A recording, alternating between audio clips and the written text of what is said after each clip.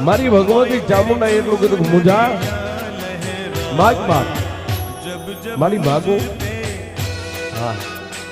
મારી આ એક વખત તું મારી સામે ઊભી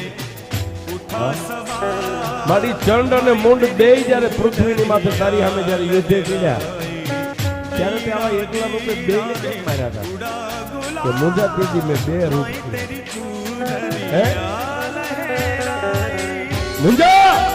ત્યારે મેં રણ મેદાન ની મારી પાસે શસ્ત્ર હાથડી મારી પાસે લઈ અને બે રૂપ કર્યા હતા મારી કેવા રૂપ દેખાડતો અને મારી ભગવતી ઝાડા પૂછે બે મુખ કર્યા ત્યારે માતાજીને એટલું કીધું કે એ માં થોભી જા મારી